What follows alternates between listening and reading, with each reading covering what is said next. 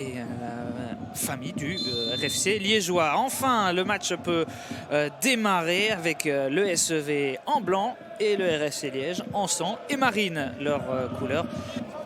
Tenter de passer par Luca Luker, alors peu de solutions.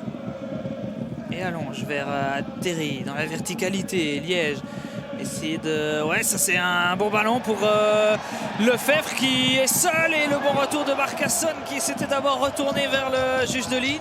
Pour son capitaine d'Ostillo, ensuite l'enchaînement est moins réussi. Vossen en appui. Il est retrouvé. Il y a le Vossen avec une première frappe. C'est dans le petit filet d'Antoine Le Joly. La première, disons qu'il était au courant de ces choses-là, mais qu'au final, les critiques lui le boostaient à faire de toute façon mieux. Et c'est la réaction à avoir, à mon sens, pour tout bon attaquant. Le centre vers Vossen, vers Lemoine, et on en restera là. Diop qui rentre très rapidement au vestiaire sur ce score donc de 0.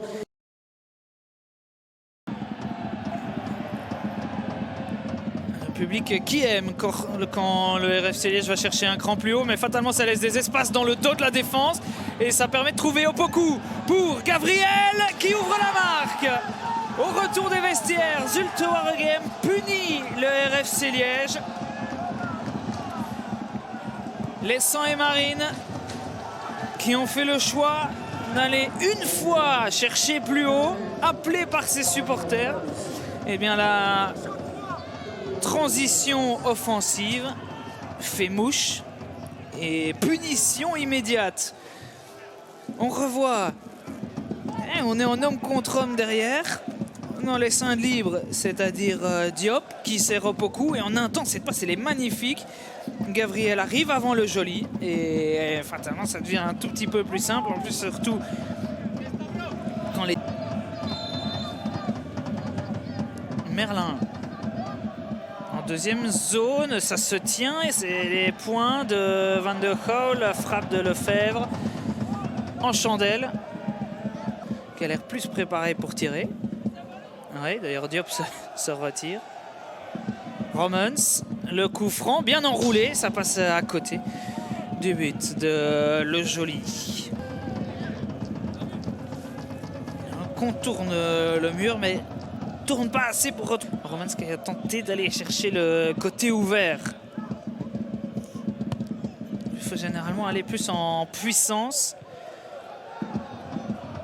que placer. Merlin pour se servir Bruggemann. Attention, est-ce que Liège peut faire un but partout? Non, Katchok qui se loupe. Et il n'y avait visiblement pas de hors-jeu.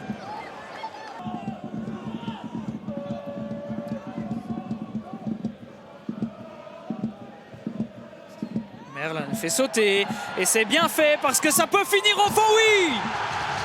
L'égalisation du RFC Liège grâce à Pierre-Yves Ngawa et son infiltration là. Le RFC Liège qui revient dans la rencontre. Quelle construction, ou plutôt quelle verticalité dans le jeu des Sangs et Marine.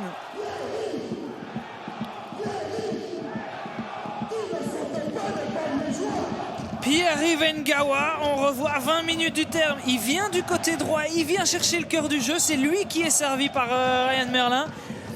Et là, Van de Gaal fait le choix de ne pas sortir. Il se retrouve de nouveau dans une situation, il est un peu au milieu des deux. Soit il doit être plus proche de Ngawa pour la mettre... Il a voulu changer de côté, mais il a été défait du ballon. Et là, Nielsen se retrouve en retard pour revenir sur Bruggemann. Lyoka dans le dédoublement, ça donne de l'espace à Bruggemann pour frapper. L'arrêt, en tout cas l'intervention de Van de Gaal. Côté, on est obligé de dévier ce ballon d'abord du rectangle. Quel retour de Benoît Nielsen pour venir couper la passe sur Bruggemann. Ça continue de chauffer là-bas vers les supporters du RFC Liège. Mais la Chaloupe qui vient donner beaucoup d'air avec un bon travail pour servir Machado. Mathéus Machado en 1 contre 1 face à Luker, le gaucher, le crochet pour se jouer de Luker. L'arrêt de Le Joly. Ballon pour la dernière chance. C'est pour le capitaine qui envoie ça sur la tête de Lemoine, Et Monsieur Kerks siffle la fin de cette rencontre depuis le 1er novembre. Zulte Waregem n'avait plus perdu un point en Challenger Pro League.